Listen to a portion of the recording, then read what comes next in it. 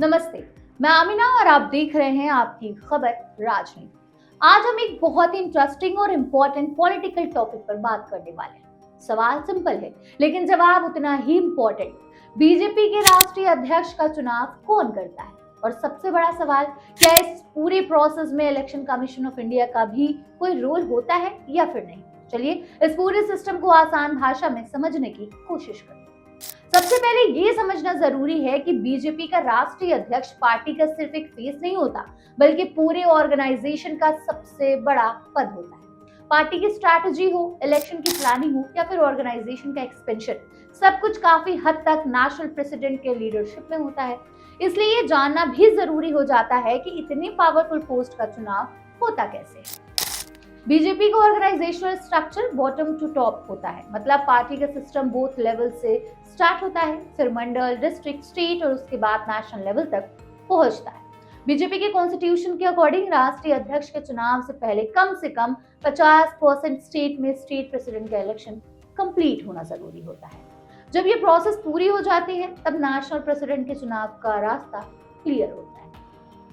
अब बात करते हैं कि बीजेपी के राष्ट्रीय अध्यक्ष का चुनाव कौन कराता है। इसका जवाब है पार्टी का इलेक्टोरल कॉलेज। इस इलेक्टोरल कॉलेज में नेशनल काउंसिल के मेंबर्स, स्टेट से चुने गए रिप्रेजेंटेटिव्स और सीनियर ऑर्गेनाइजेशनल लीडर शामिल होते हैं।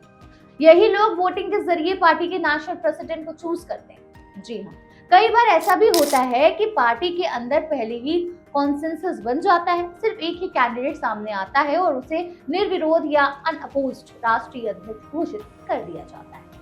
अब आते हैं सबसे इंपॉर्टेंट क्वेश्चन पर, क्या इलेक्शन कमीशन ऑफ इंडिया इस चुनाव में इंटरफेयर करता है? तो इसका जवाब सीधा और क्लियर है कि नहीं। इलेक्शन कमीशन का काम लोकसभा, विधानसभा, प्रेसिडेंट और वाइस प्रेसिडेंट जैसे कॉन्स्टिट्यूशनल इलेक्शंस कंडक्ट करना होता है।